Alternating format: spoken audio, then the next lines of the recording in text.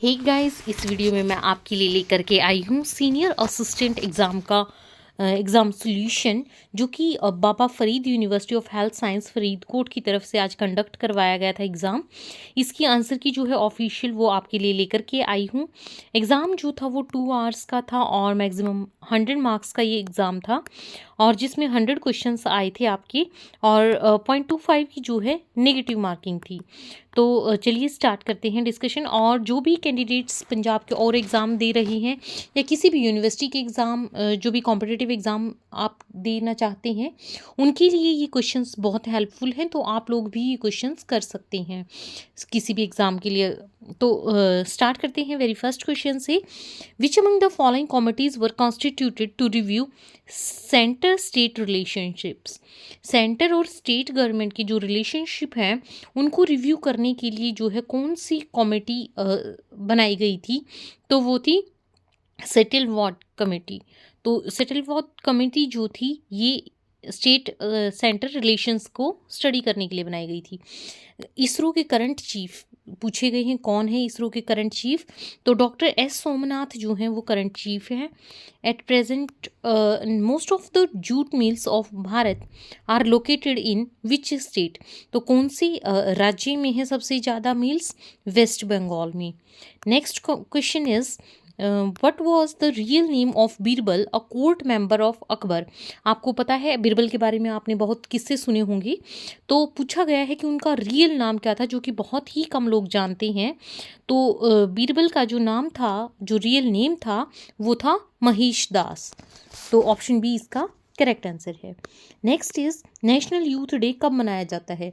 तो जो एग्ज़ाम था ये काफ़ी ब्लेंड था क्वेश्चंस का, जो भी स्टैटिक जीके से आपकी और जो भी नेशनल इंटरनेशनल नेशनल जीके कहेंगे हम ज़्यादातर, नेशनल जीके से, और कुछ क्वेश्चंस जो हैं इंटरनेशनल जीके से और करंट अफेयर्स से थी। फिफ्थ क्वेश्चन में नेशनल यूथ डे पूछा गया है, तो 12 जनवरी को ये स्वामी विवेकानंद जी के बर्थडे को नेशनल यूथ डे के रूप में मनाया जाता है। Next one is which countries capital is Hanoi. Hanoi किसकी कैपिटल है? वियतनाम की कैपिटल है। Next is which vitamin is called sunshine vitamin. तो सनशाइन विटामिन किसे कहा जाता है? विटामिन डी को कहा जाता है। एट्थ क्वेश्चन था कि which can not be seen from earth. Earth से आप इनमें से क्या नहीं देख सकते? तो एट्थ का जो है करेक्ट आंसर वो है आपका न्यू मून। आप न्यू मून को अर्थ से आप नहीं देख पाते हैं। Next is who was the first governor general of India. पहले गवर्नर जनरल जो है इंडिया के कौन थे?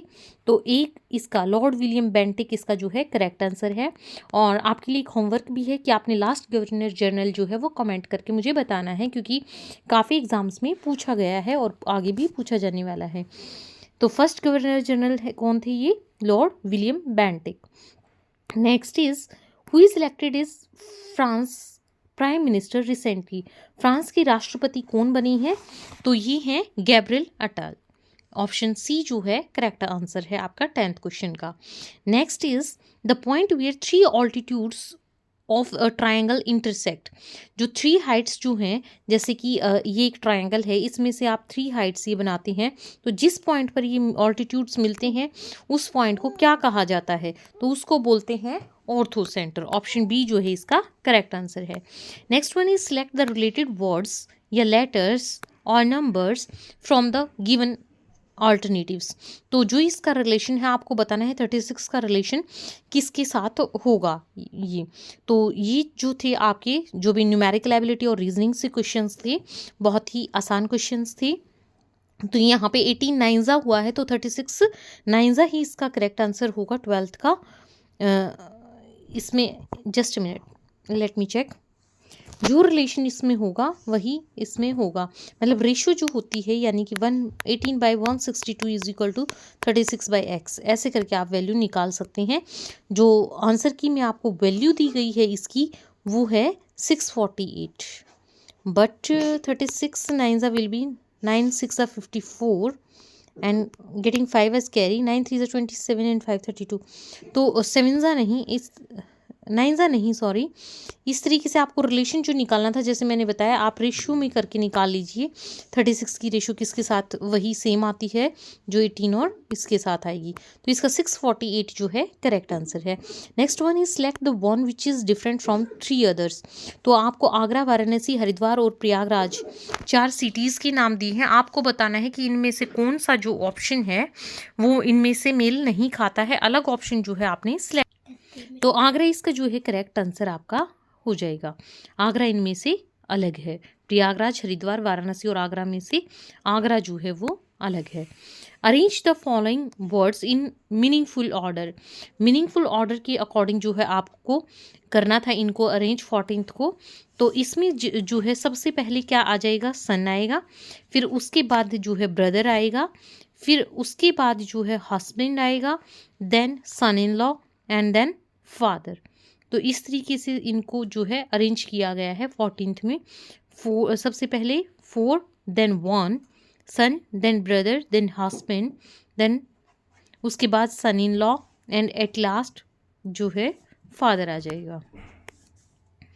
Next is Mrs Rita was 3 times as older as son. तो ये जो है लिनियर इक्वेशन वाले थे क्वेश्चंस, तो इसमें आप जो है इक्वेशन बना करके एज के हिसाब से उनकी प्रेजेंट एज मान करके और फिर उसके अकॉर्डिंग जो है आप इसको सिचुएशन के अकॉर्डिंग इक्वेशन बना करके आप इसका आंसर कर सकते हैं। सीधा इसका मैं आपको आंसर बता देती हूँ। 15th का 44 जो है करेक्ट आंसर होगा। Select the word that can not be formed using the letter microwave. Microwave की स्पेलिंग में जो लेटर्स यूज हुए हैं इनको यूज करके आपको बताना है इनमें से गिवन में से कौन सा जो है शब्द नहीं बन सकता, वो आपको पिक आउट करना था। तो वो है क्राउन, CROWN। तो इसमें से मतलब वही आंसर होगा जो जिसके सारे लेटर्स इसमें नहीं होंगे। तो N जो है क्राउन का वो इसमें नहीं है, इसलिए क्राउन करेक्ट आंसर होगा। अगला जो है आपको बताना था it is divisible by which number. तो ऐसा जो नंबर बनेगा वो किस नंबर से डिविजिबल होगा, ये आपको बताना था 17th में। तो ये 17 से डिविजिबल होगा, 17 से। नेक्स्ट इज मीन, यानी कि एवरेज जो है 20 आइटम्स की, that is 65, and if 2 items are remove from this, तो न्यू मीन जो है आपको बताना था। तो मैं सीधा आंसर बताती हूँ। अगर आप लोग बोलेंगे तो एक वीडियो बना देंगे जिसमें ये सारे जो है मैथ्स और रीजनिंग के जो क्वेश्चंस हैं वो आपको हम सॉल्व करवा देंगे।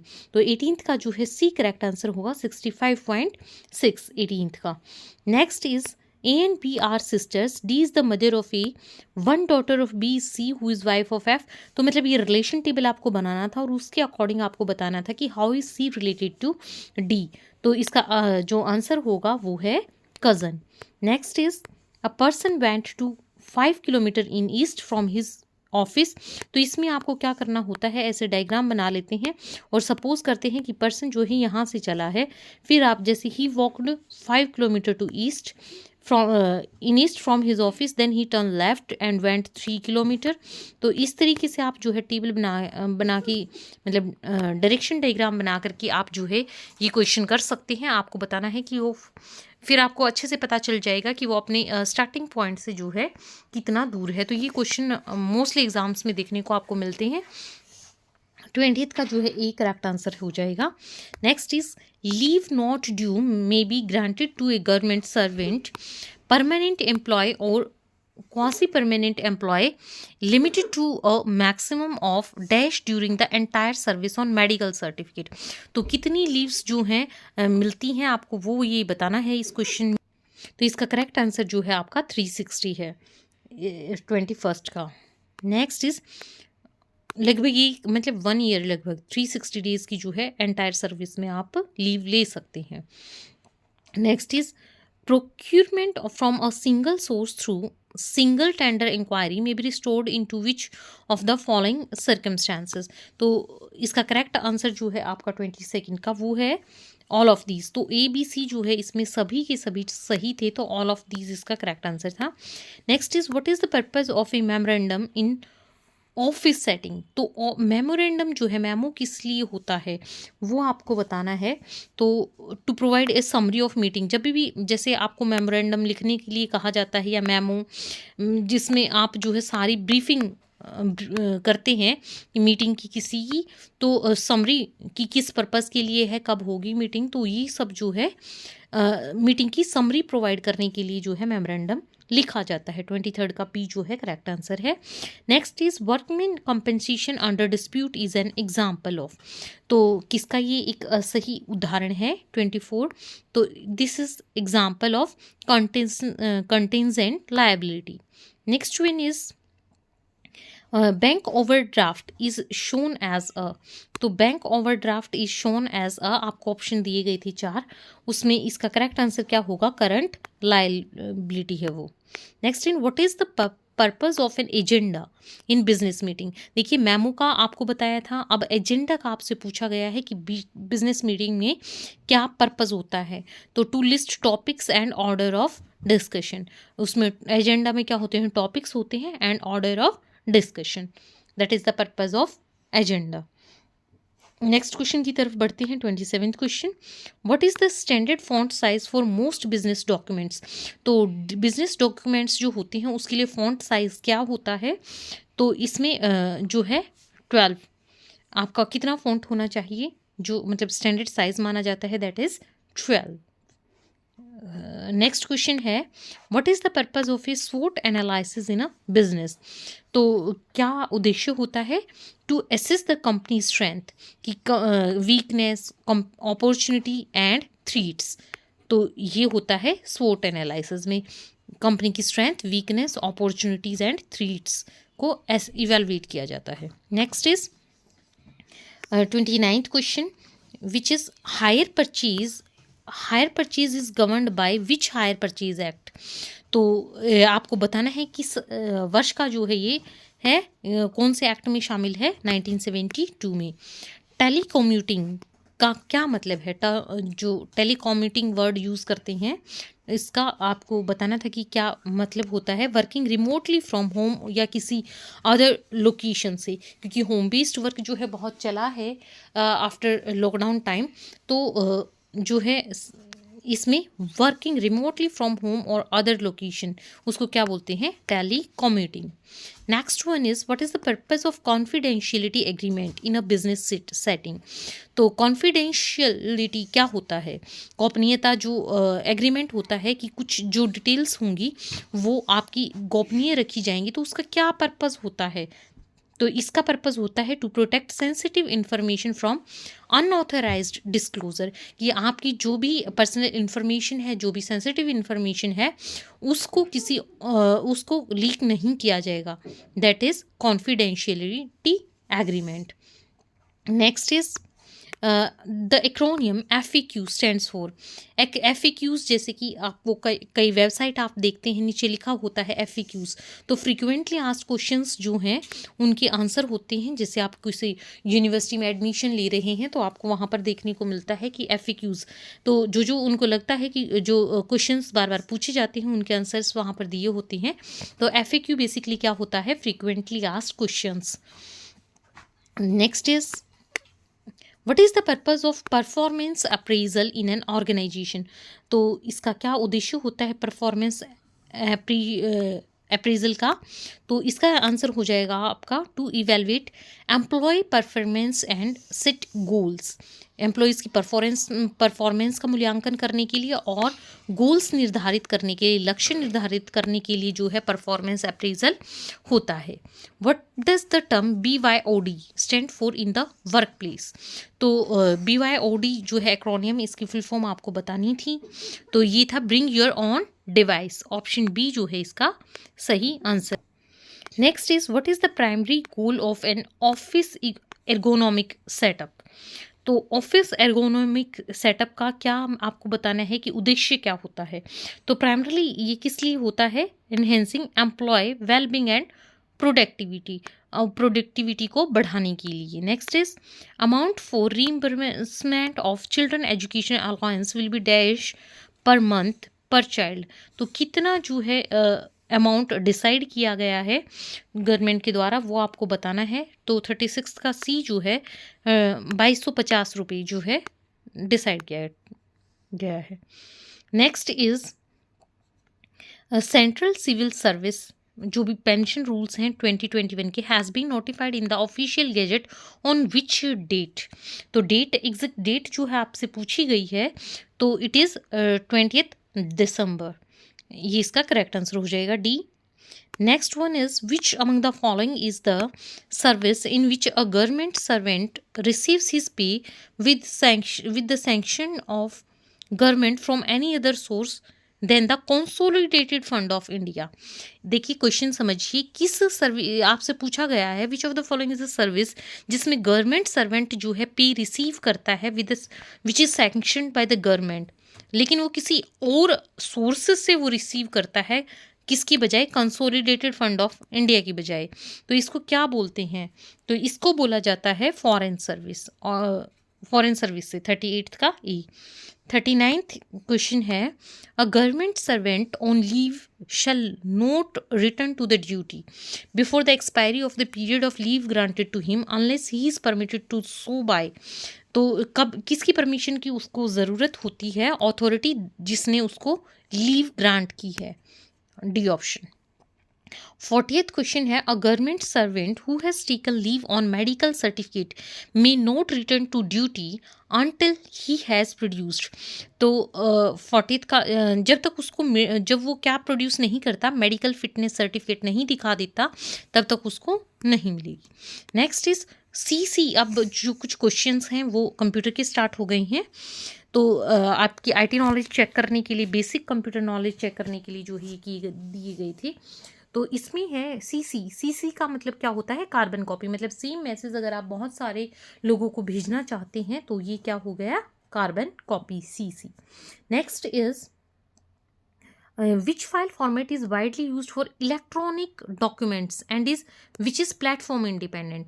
देखिए अभी आगे भी कभी एग्जाम में आए तो प्लेटफॉर्म इंडिपेंडेंट का मतलब होता है जो हर सिस्टम पे रन कर सके, तो मतलब किसी ऐसी कोई उसमें दिक्कत ना आए। तो कौन सा फाइल फॉर्मेट वो यूज़ होता है वो आपको बताना था, दैट इज़ PDF फॉर्मेट, क्योंकि ये होता ही क्या है? Portable. P stand for portable, तो ये मतलब पोर्टेबल है और ये प्लेटफॉर्म इंडिपेंडेंट है। Next is 43rd question, in a computer dash is capable of storing single binary unit. तो सिंगल बाइनरी यूनिट को कौन स्टोर करता है? Flip flop. ऑप्शन ई है करेक्ट आंसर।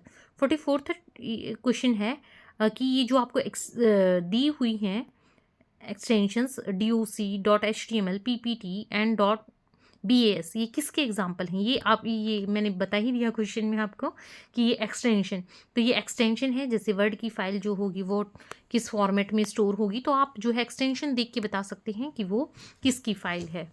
तो ये एक्सटेंशंस होती हैं। Next is LAN card. LAN card के लिए दूसरा नाम आपको बताना है कि क्या बोलते हैं लैन कार्ड को। तो लैन कार्ड को NIC का भी बोला जाता है। तो ऑप्शन 45th का डी जो है करेक्ट है। 46th क्वेश्चन है, by default your document print in which mode. कि जब तक आप प्रायोरिटी सेट नहीं करते कि आपको पोर्ट्रेट चाहिए या लैंडस्केप चाहिए या कैसा चाहिए, तो बाय डिफॉल्ट जो आपका डॉक्यूमेंट है वो कैसे प्रिंट होता है? वो पोर्ट्रेट में ही प्रिंट होता है। 46th का ई। फॉर्मूला आपको दिया हुआ है जो एक्सेल में यूज़ होता है, तो आपको बताना है कि इसमें जो है अगर आपको सम करना है तो A1 से लेके B10 तक, तो इसमें इसका क्या मतलब हुआ? A1 टू B10, तो इसमें क्या मतलब हुआ 47th में कि सम आपका होगा first to 10 row and A and B, यानी कि केवल first and second column. A B जो ये हैं ये कॉलम है और फर्स्ट टू 10 जो है वो रो है। तो first to 10 rows of A column and B column will be summed up. Next is MICR code. It is used for what? तो इसका यूज होता है for electronic clearance of cheques. 48th का सी जो है correct answer है आपका, electronic clearance of cheques, MICR code. Next is 49th question, two or more computers connected to each other for sharing information. तो उसको क्या बोलेंगे? अगर दो से ज़्यादा कंप्यूटर कनेक्टेड हैं, इंफॉर्मेशन शेयर करते हैं, तो ये क्या बनाएगा? एक network. Dash consist of set of programs. Dash consist of set of programs, इनमें से जो है सॉफ्टवेयर क्या होता है? Set of program. और प्रोग्राम क्या होता है? Set of instruction. कई बार ऐसे भी पूछ लिया जाता है, अभी पूछा सेट ऑफ प्रोग्राम, तो वो होता है software.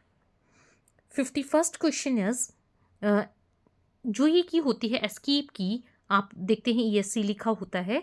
The function of escape की इज टू, तो इसका क्या काम होता है? इट इज टू एस्केप, मतलब बाहर निकलने के लिए, भागने के लिए, टू एंड द एक्शन। तो ऑप्शन E जो है इसका करेक्ट है। 52nd क्वेश्चन पे हम आ गए हैं।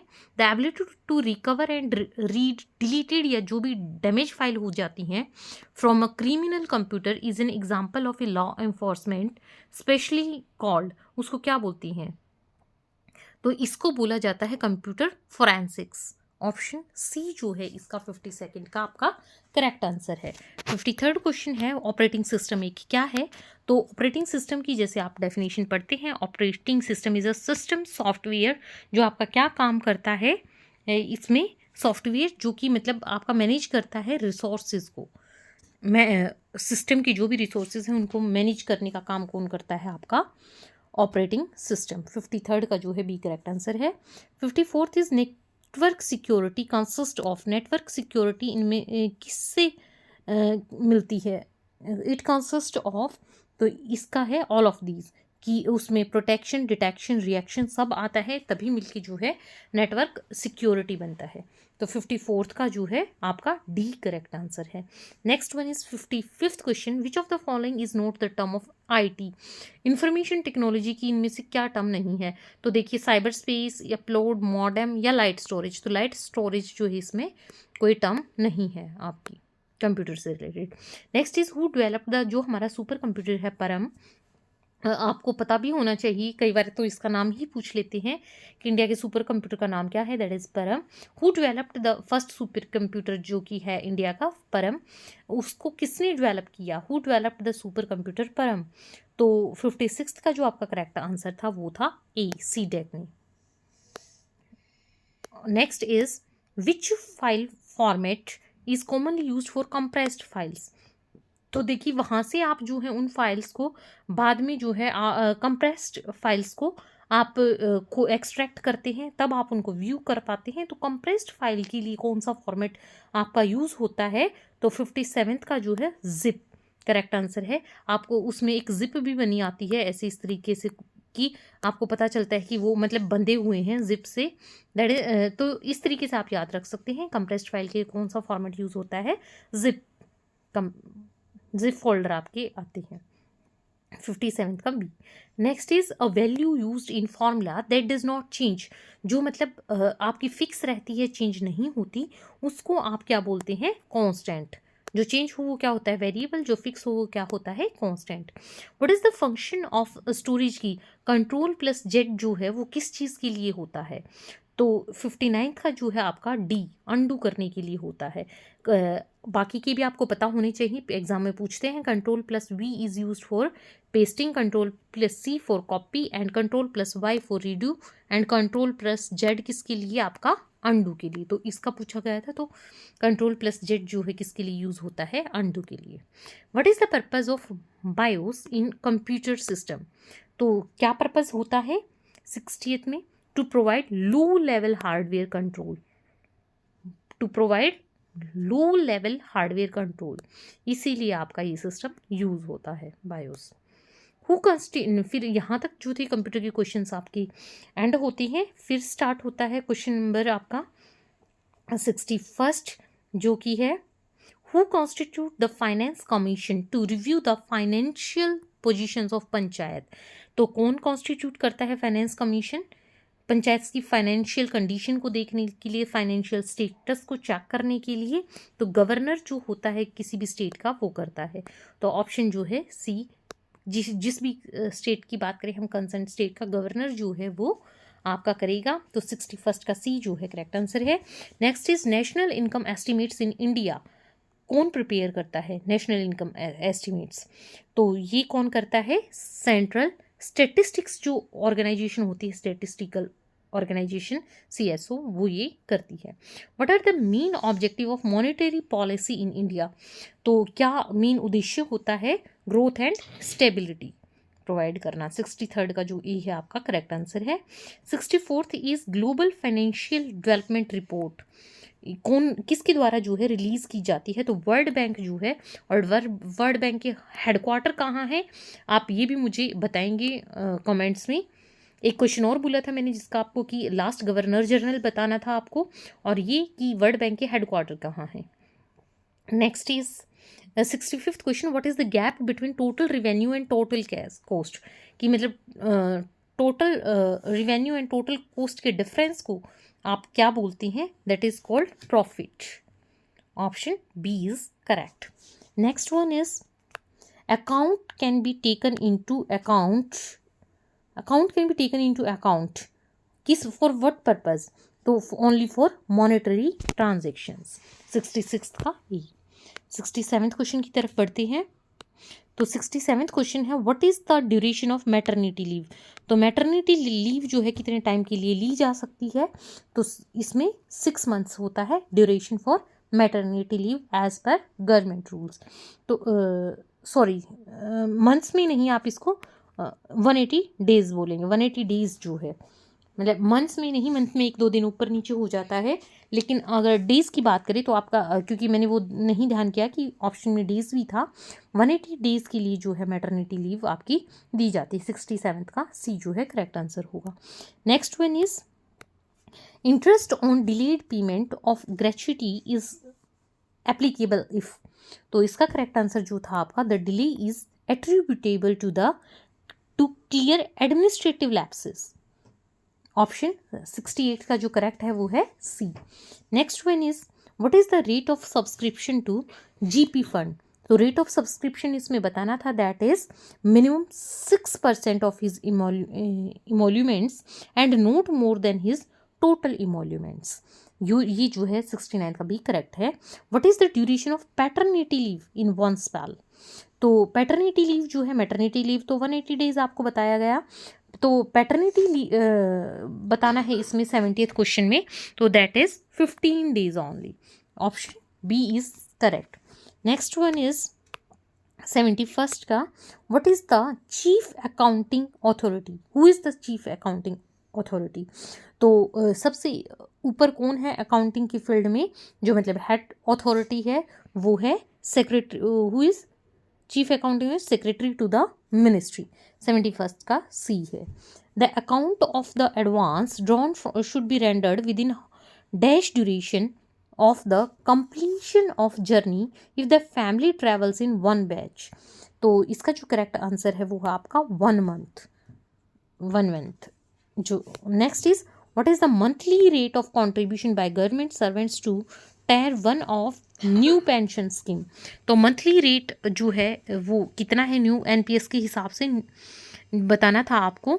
तो 73rd का जो डी है आपका करेक्ट आंसर है। 10% ऑफ बेसिक पे प्लस आपका dearness allowance. Next is non practising allowance NP जो है which is payable to medical officers taken into account for the purpose of working out contribution to NPS. तो how much? तो 74th का जो correct answer है आपका वो है 100% of NPA is taken into account. Next one is mention the classification of ex gratia payment made to families of government servant dying in harness. तो इसमें है आपका सी करेक्ट आंसर। ये क्लासिफिकेशन आपको दिया गया है 75th का C. Next is 76th, a subscriber permitted a partial withdrawal from the pension fund under NPS if he or she should have been in the NPS for a period of how many years from the date of joining? तो partial withdrawal जो है pension से कब जो है allowed होता है कि अगर उसको ज्वाइनिंग से कम अगर उसको 3 साल हो गई हैं, at least 3 years he has worked, then he is allowed to withdraw the partial allowance। तो इसका जो है करेक्ट आंसर आपका क्या है? एटलीस्ट 3 years 76 का। Next is 77th question, actuarial science is associated with, ये किसके साथ एसोसिएटेड है? 77th इंश्योरेंस के साथ। आपका जो करेक्ट आंसर है वो क्या रहेगा? ऑप्शन नंबर डी जो हो जाएगा इसका आपका सही जवाब। इसका डी हो गया। 78 का देखते हैं next. Public financial management system जो है web based online software application is being administered by home. उसको कौन एडमिनिस्टर करता है? तो आपका जो करेक्ट आंसर है वो है controller general of accounts. Controller general of accounts, option A जो है आपका 78 का करेक्ट है। Next is PFMS helps in. PFMS किस में हेल्प करता है? In efficient management of funds and real time reporting of the expenditure incurred. तो आपका क्या करेक्ट हो जाएगा? Both A and B is correct answer. Next one is which feature of PFMS ensures cash benefit is provided directly into the account of beneficiary. तो direct benefit transfer जो है इसका feature है जो ये इंश्योर करता है। Next question number 81। The biggest strength of PFMS is it's integration with. तो किसके साथ इंटीग्रेशन? कोर बैंकिंग सेक्टर के साथ इंटीग्रेशन इसकी सबसे बड़ी स्ट्रेंथ है। 81 का second. Which of the following statements are correct. आपको कुछ स्टेटमेंट दी गई थी, इनमें से आपको करेक्ट स्टेटमेंट जो है चूज करनी थी। तो 82 का जो है आपका इसमें फर्स्ट सेकंड थर्ड फोर्थ जो है चारों की चारों स्टेटमेंट ट्रू थी, तो डी इसका करेक्ट आंसर है। 83 है service book should contain. Service books में क्या क्या होता है इसमें? तो इसमें भी आपको जो है कुछ ऑप्शंस दिए गए थे, ये इसमें से देखना था आपको क्या क्या करेक्ट है। तो all 4 were correct, so option will be D. Next is 84th question. How many times can home town B change during entire service under LTC rules. तो कितनी बार जो है होम टाउन चेंज कर सकते हैं? तो ओनली वंस, केवल एक ही बार जो है होम टाउन चेंज अलाउड होता है। तो 84th का जो है ए करेक्ट आंसर है। 85th question is what is the maximum amount of LTC advance granted to government servant. तो मैक्सिमम कितना अमाउंट जो है ग्रांट किया जाता है? तो 85th का इसमें up to 90% of the estimated fare is granted. तो सी जो है इसका 85th का करेक्ट आंसर है। 86th is child care leave जो कि CCL होता है can be granted maximum for how many spells in A calendar year. कितनी बार ले सकते हैं? तो 86th का जो है आपका करेक्ट आंसर इज 3। उसको 3 स्पेल्स में लिया जा सकता है CCL को। तो 86 का सी जो है करेक्ट आंसर है। हु कैन अवेल CCL, और कौन जो है इसके लिए मतलब एप्लीकेबल होता है CCL, कौन से पेरेंट्स ले सकते हैं? तो अब जो है बायोलॉजिकल और अडॉप्टिव दोनों ही पेरेंट्स अलाउड है। तो ऑप्शन सी जो है इसका करेक्ट है, बोथ ए एंड बी। आपका 87th का सी इज करेक्ट आंसर। आगे बढ़ते हैं। नेक्स्ट क्वेश्चन 88th क्वेश्चन आपका। What is the minimum percentage of disability prescribed for a disabled child for grant of CCL to a female government employee. तो मतलब अगर आपका बच्चा डिसेबल है तो आप कितनी मतलब कोई भी फीमेल गवर्नमेंट एम्प्लॉय है तो वो what is the minimum percentage of disability prescribed. तो कितनी डिसेबिलिटी हो तो ले सकते हैं 40%। तो मिनिमम जो है 40% अगर डिसेबल है तो वो ले सकते हैं। Next is an employee can change or cancel the nomination in GPF account at any time, when this change will be effective। कब से ये जो है चेंज इफेक्टिव होगा? तो इसमें जो आपका करेक्ट आंसर हो जाएगा वो from the date of receipt by account officer.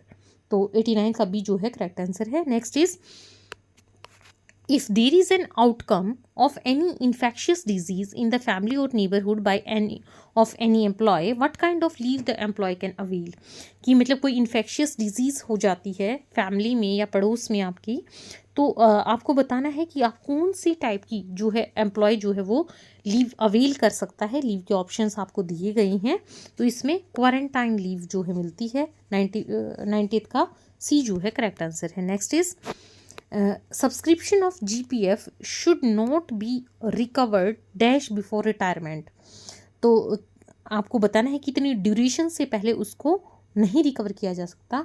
तो that is last 6 months, retirement के लास्ट 6 मंथ्स से पहले। 91st का ई है। GPF advance shall not be granted before dash before retirement. तो कितने टाइम से पहले नहीं, सेकंड का ऑप्शन जो है आपका with in last 3 months of service before retirement. तो अगर इस टाइप का कोई भी आप एग्ज़ाम दे रहे हैं, आपको छुट्टियों से, अलाउंसेस से रिलेटेड वगैरह चीज़ें ये पढ़ लेनी चाहिए कि जो भी इनसे रिलेटेड आर्टिकल्स वगैरह हैं। Next is GPF rule 1960 shall not applicable to government servants appointed on or before, जो कब जो है अपॉइंट किए गए हैं, ऑन और आफ्टर, सॉरी, तो किस डेट के बाद जो है ये 1960 वाले रूल एप्लीकेबल नहीं है। 1 जनवरी 2004, उसको 1 जनवरी या उसके बाद की 2004 से उसके बाद के जो है एम्प्लॉयज़, उनके लिए ये रूल एप्लीकेबल नहीं है। 94th question is who which among the following is correct with regarding to GPF rules 1960। तो उसके हिसाब से जो है आपको 3 ऑप्शन दिए गए हैं, इनमें से क्या जो है आपको बताना है कि कौन सी स्टेटमेंट जो है वो करेक्ट है। तो इसका करेक्ट आंसर है आपका 1st, 2nd, 3rd, तो यानी कि D option. Next is insurance is listed in the constitution of India 7th schedule as which subject. तो आपको बताना है किस लिस्ट में ये आता है, तो ये है यूनियन लिस्ट का सब्जेक्ट है और 7th शेड्यूल में जो है इंश्योरेंस को प्रेस्क्राइब किया गया है। 95th का ई। 96th question is which is the oldest existing insurance company in India which is still in business. तो सबसे पुरानी जो इंश्योरेंस कंपनी जो अभी भी एग्जिस्ट करती है, तो वो कौन सी है? National insurance company. How much contribution shall be made during suspension under NPS। तो कितना होना चाहिए, कितना कंट्रीब्यूशन किया जा सकता है? तो इसका जो करेक्ट आंसर है आपका वो है 97th का। इनमें से कोई भी करेक्ट नहीं है, तो नन जो है आपका करेक्ट हो जाएगा, D option. Next is which of the following is the regulator of insurance sector. तो इनमें से कौन जो है इंश्योरेंस सेक्टर को कंट्रोल करता है? तो IRDAI जो है ये संस्था आपकी कंट्रोल करती है। ऑप्शन सी जो है करेक्ट आंसर है आपका 98th का। Next is under which modules the government aims to create seamless and efficient fund transfer monitoring utilization network for the multi crore rupee level schemes. तो इसमें जो है RBI, इंडियन पोस्ट और आपका NABARD सभी संस्थाएं करती हैं, तो ऑप्शन डी जो है इसमें करेक्ट है। Last question, in which year Indian government issued an ordinance nationalising the life insurance sector. तो किस ईयर में किया था इशू? 1956 में। तो होप सो कि आपको डिस्कशन पसंद आया है। आप चैनल को ज़रूर सब्सक्राइब करेंगे और लाइक भी करेंगे, वीडियो को आगे भी शेयर कर देना, और आपके आगे आने वाले एग्जाम्स में भी ये काम आएगा। इसका क्वेश्चन पेपर जो है मैं अपने टेलीग्राम ग्रुप नवी क्लासेस में शेयर कर दूँगी, आप वहाँ पर भी हमें ज्वाइन कर लीजिए और बेल आइकन भी प्रेस करना ताकि आने वाली वीडियोज़ की नोटिफिकेशन आपको मिलती रहे। Thanks for watching this, have a good day.